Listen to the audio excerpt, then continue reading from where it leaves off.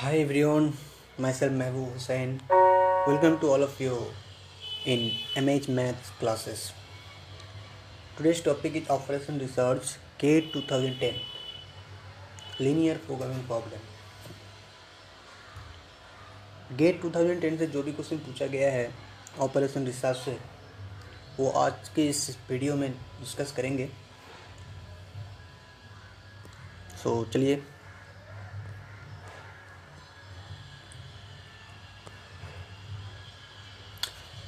So first question is, for the linear programming problem, minimize z equal to x minus y subject to 2x plus 3y is less than or equal to 6. Second constant है 0 is less than or equal to x less than or equal to 3, and third one 0 is less than or equal to y less than or equal to 3. The number of extreme points of its feasible region and the number of basic feasible solution respectively are option given है 3 and 3, 4 and 4, 3 and 5, 4 and 5. Okay, which one is correct? Solve करना पड़ेगा. ये बहुत ही easy question है. Okay, constraints को देखने से घबराने का कोई ज़रूरत नहीं है. यहाँ पे बोला गया है 2x plus subject to 2x plus 3y less than equal to 6, 0 is less than equal to x less than equal to 3. Okay, so इसको ग्राफिकल मेथड से सॉल्व करेंगे. उसके पहले देखिए यहाँ पर जो गिवन है ना, सॉरी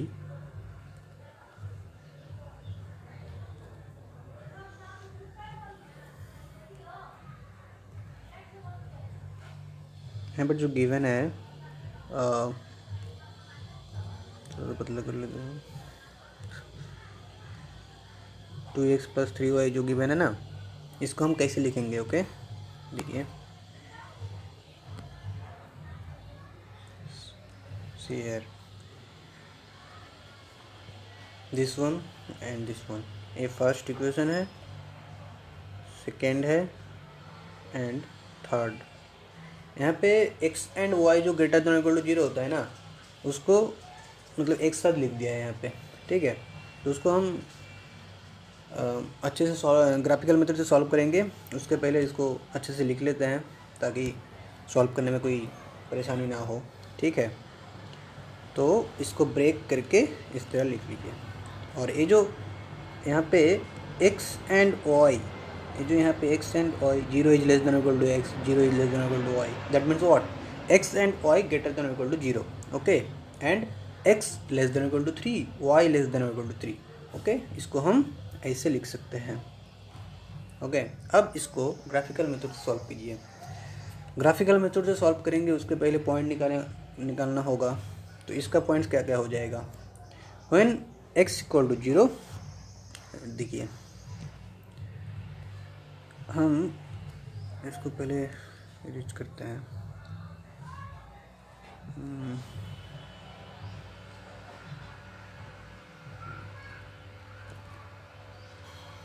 एक minute.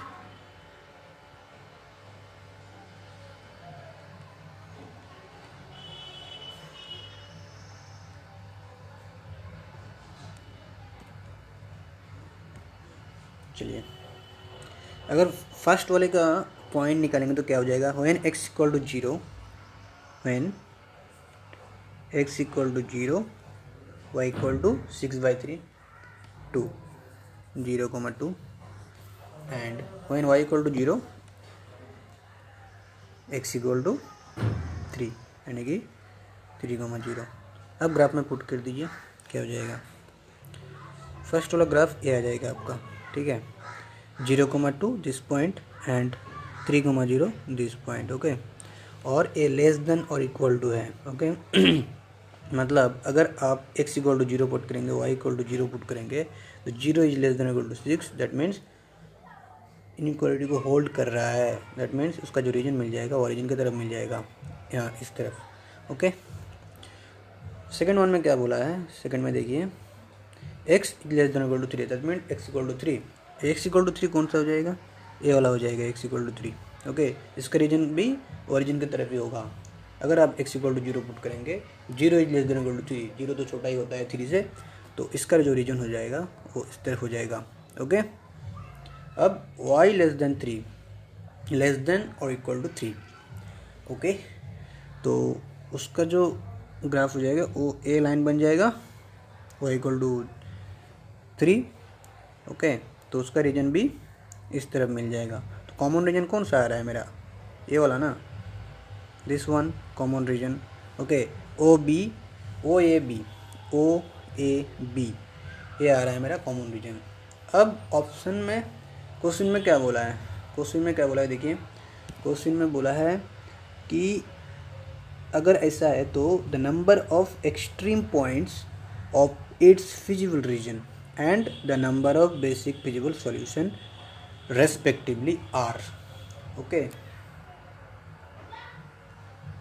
Extreme points and number of basic feasible solution क्या होगा वो निकालना पड़ेगा। अब देखिए ओ ए बी जो होता है, ओ ए बी यहाँ पर फिजिबल रीजन है। ओके, ओ 0 ए 3,0 बी 0,2। ओके, ये मेरा फिजिबल रीजन है। एक्सट्रीम पॉइंट्स तब क्या हो जाएगा, ओ ए बी यही हो जाएगा ना एक्सट्रीम पॉइंट्स,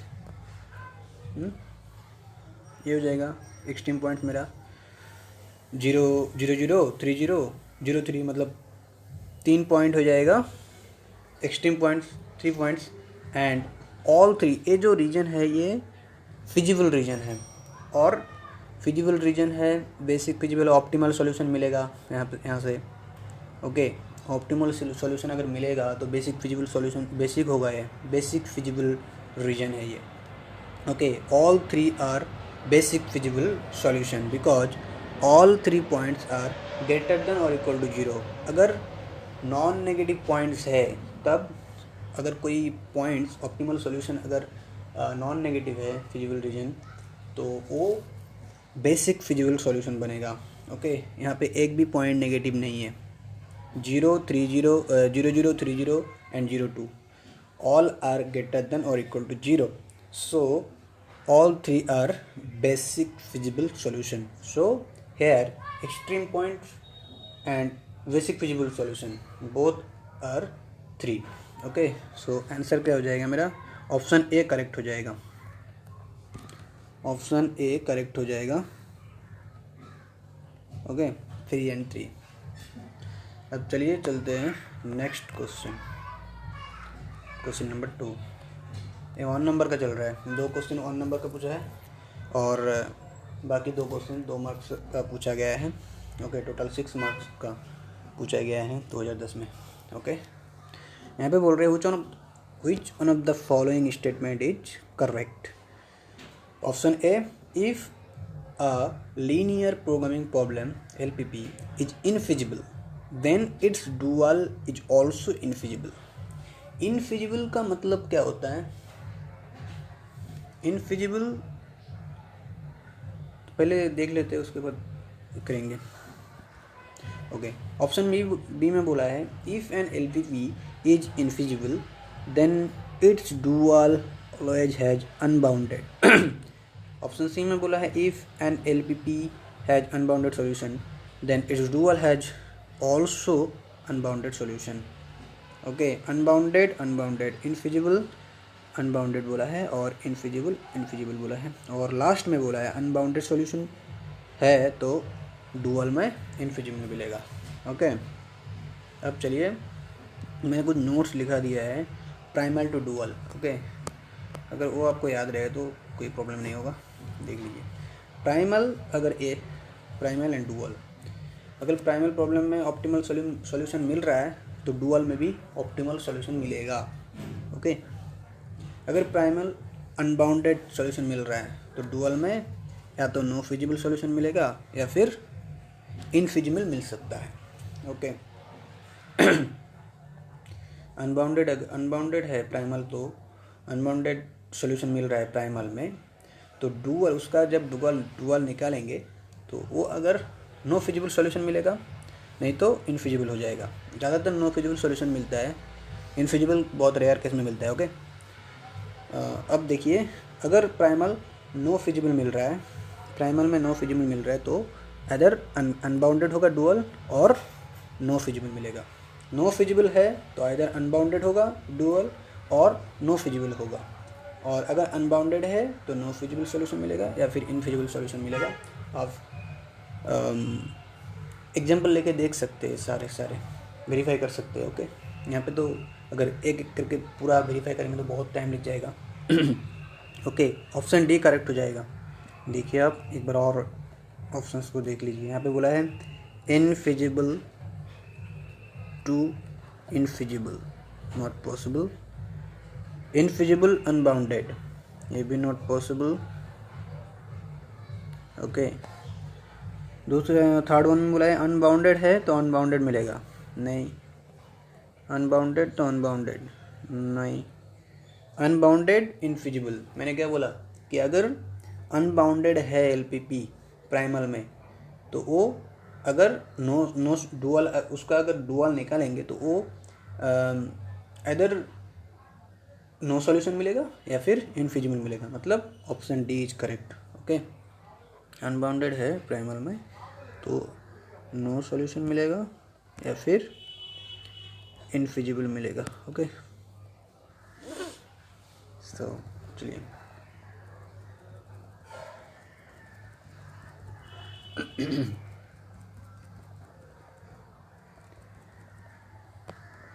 चलिए नेक्स्ट क्वेश्चन में चलते हैं। समझ में आया ये?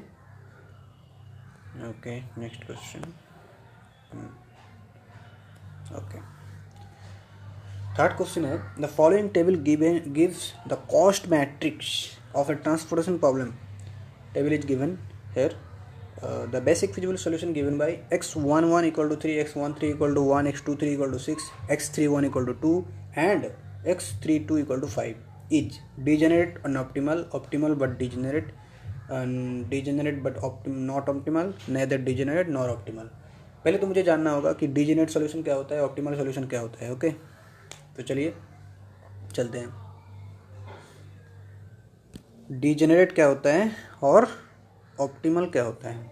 यहाँ पे सारे के सारे बेसिक फिजिबल सॉल्यूशन बोल दिया है कि the basic feasible solution of the transportation problem of is this. यहाँ पे जब देखिए अगर कोई ट्रांसपोर्टेशन प्रॉब्लम है, यहाँ पे कितने हैं, मतलब मैक्सिमम बेसिक फिजिबल सॉल्यूशन कितना मिल सकता है आपको। यहाँ पर देखिए जो फॉर्मूला होता है कि NCM, maximum number of basic feasible solution, कोई भी ट्रांसपोर्टेशन प्रॉब्लम में मिल सकता है ये, where n is the number of variables. Okay, number of variables and m is the number of equations, constants इसको बोलते हैं। यहाँ पे नंबर ऑफ रोज कितना है, इक्वेशन 3 ना, तो और नंबर ऑफ वेरिएबल कितना है, सॉरी नहीं, ठीक ही है क्या, गलती तो नहीं की है ना, सॉरी। ये तो हाँ ये भी कर सकते हैं, बट यहाँ पर जो मिल जाएगा basic feasible solution n + m - 1 ये मिल जाएगा। ओके,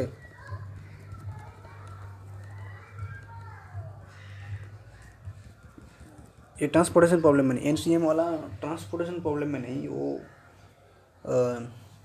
नॉर्मल जो जब इक्वेशन रहेगा उस टाइम पे NCM करते हैं। ओके, यहाँ पर देखिए, यहाँ पर पूछा गया है number the basic feasible solution, maximum number of basic feasible solution आपको कितना मिल जाएगा यहाँ पर, n + m - 1।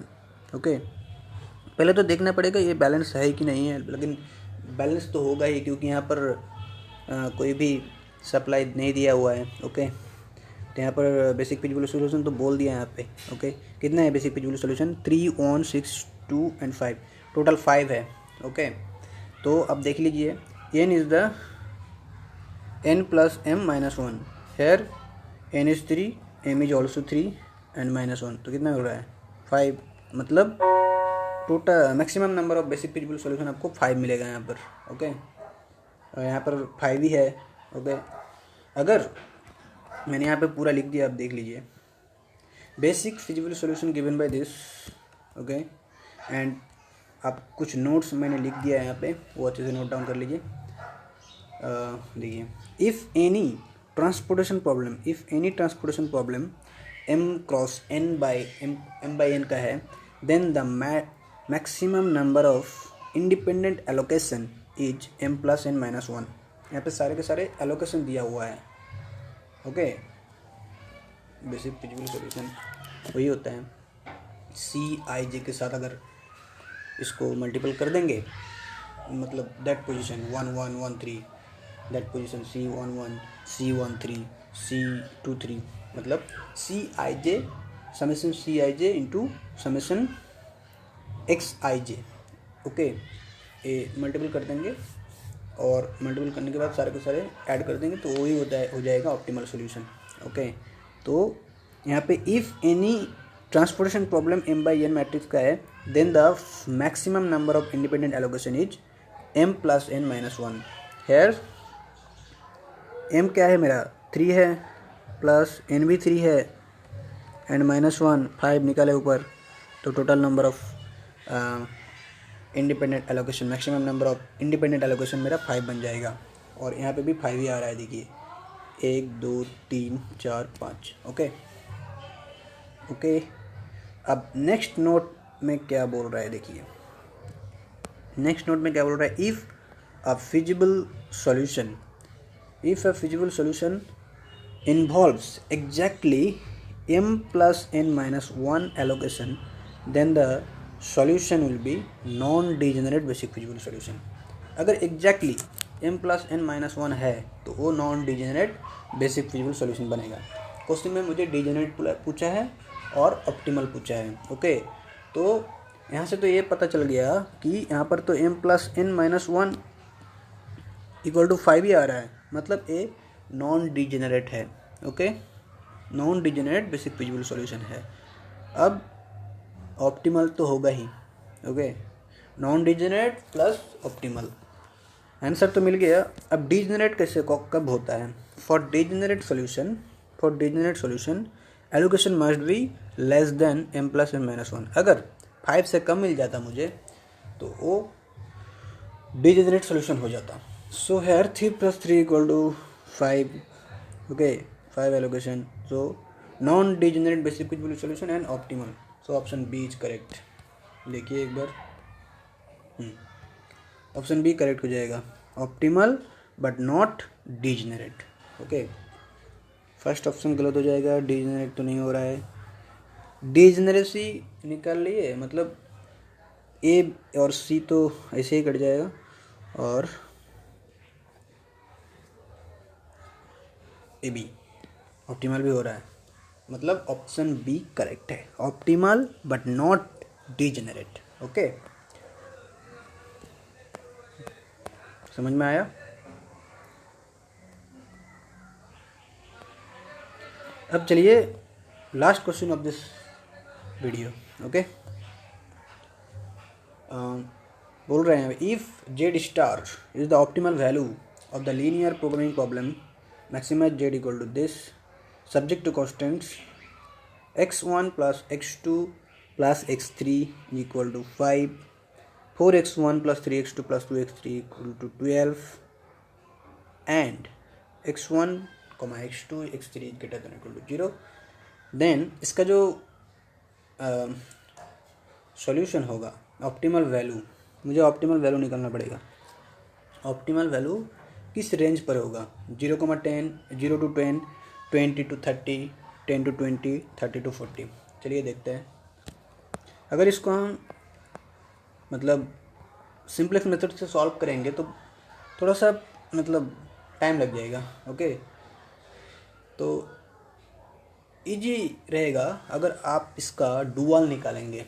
डुअल निकाल के उसका ग्राफिकल मेथड से उसको सॉल्व कर लीजिए, तब ऑप्टिमल वैल्यू बहुत जल्दी मिल जाएगा आपको, कोई प्रॉब्लम भी नहीं है।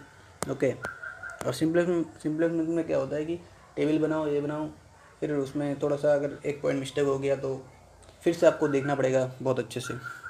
इसलिए ये जो गिवन है उसका डुअल आप निकाल लीजिए। ओके, और यहाँ पर देखिए कि यहाँ पे सारे के सारे इक्वल है। Okay,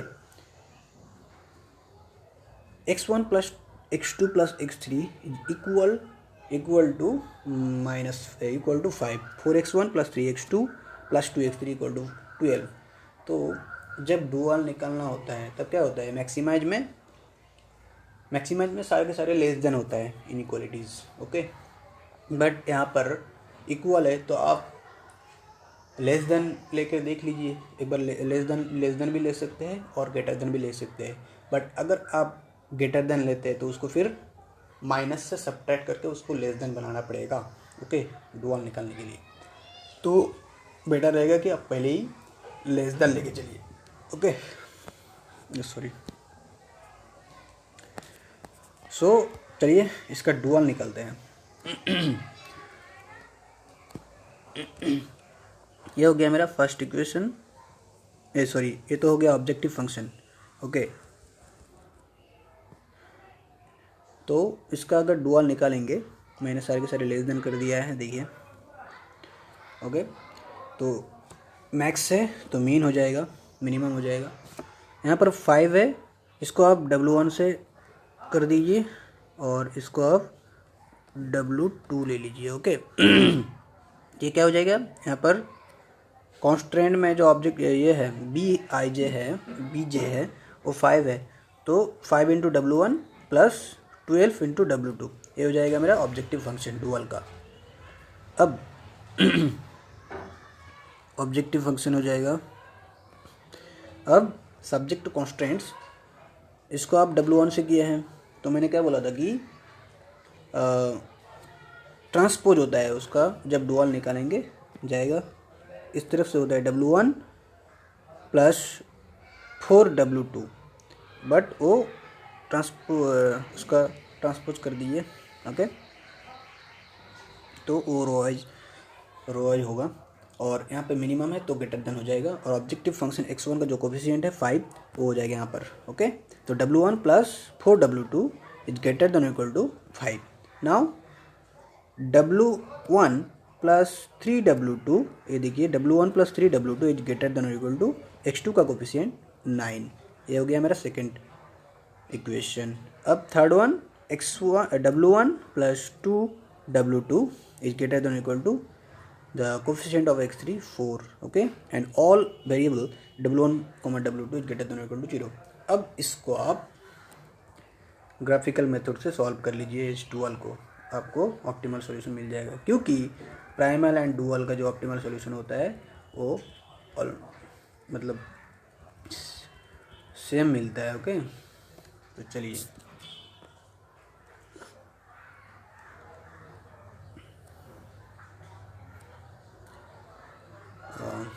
okay.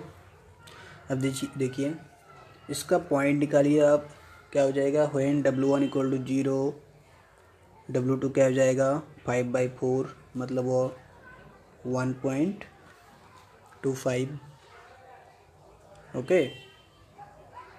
1.25 मतलब ये जो पॉइंट है वो 0,5/4, और व्हेन W2 = 0, W1 = 5, मतलब 5,0, ओके। तो ये हो जाएगा आपका 5,0, ओके। इन दोनों पॉइंट को ज्वाइन कर लीजिए, ये हो जाएगा आपका फर्स्ट लाइन। इसका रीजन किस तरफ आएगा, यहाँ पे है, अगर W1 = 0, W2 = 0 पुट करते हैं, 0 is greater than equal to 5, not possible, मतलब ऑरिजिन की तरफ तो बिल्कुल नहीं होगा, इसका ऊपर की तरफ हो जाएगा, ओके। अब देखते हैं सेकेंड लाइन में क्या बोला है कि W1 + 3W2 is greater than equal to 9, when W1 = 0, W2 = 9/3 = 3, मतलब 0,3, इसका जो पॉइंट हो जाएगा ये 0,3, व्हेन W2 = 0, W1 = 9, मतलब 9,0। अब इसको आप ग्राफ में पुट कर दीजिए, ये हो जाएगा आपका सेकेंड लाइन। ये देखिए यहाँ पर 0,3 एंड 9,0, तो इसका रीजन भी ग्रेटर देन यहाँ पर है, इसका रीजन भी इस तरफ आ जाएगा, ओके। अब थर्ड में बोला है W1 + 2W2 is greater than equal to 4, when W1 = 0, W2 आपका 2 हो जाएगा, 4/2 = 2, एंड व्हेन W2 = 0, W1 4 हो जाएगा, 4,0, ओके। तो उसको आप पुट कर दीजिए। ये हो गया आपका 2,0 एंड ये हो गया आपका 4,0, दोनों को ज्वाइन कर दीजिए। ये भी आपका रीजन जो आएगा ऊपर की तरफ आ जाएगा, इस तरफ आ जाएगा। तो इसका रीजन, कॉमन रीजन कौन सा हो गया, ये अनबाउंडेड सॉल्यूशन मिल रहा है, देखिए। ओके, ये अनबाउंडेड मिलेगा आपको। तो मिनिमम बोला है। ओके, तो ऑप्टिमल सॉल्यूशन क्या हो जाएगा, इन दोनों पॉइंट ए और बी 0,3 और 9,0, इन दोनों पॉइंट को आप पुट करके देख लीजिए कौन से में मिनिमम आ रहा है। ओके, तो देखिए व्हेन जेड इक्वल टू 0,3 अगर पुट करेंगे तो आपका ये आ जाएगा 36। Okay, 12 into 3 36, and when you put 9,0 then ये आ जाएगा, तो 5 into 9 45, so this one is minimum. So ये हो जाएगा आपका ऑप्टिमल सॉल्यूशन। अब देख लीजिए ऑप्शन में बोला है कितना आ रहा है आपका 36। तो 36 कौन सी रेंज पर आ रहा है, देखिए फर्स्ट वाला तो नहीं होगा, 20 30 नहीं होगा, 10 is less than equal to Z star less than 20, ये भी नहीं होगा। तो ऑप्शन डी करेक्ट हो रहा है आपका, 30 एंड 40 के बीच में आ रहा है, लाइन कर रहा है। Okay, so option D is correct. I hope you समझ में आया होगा आप सभी को। तो थैंक यू।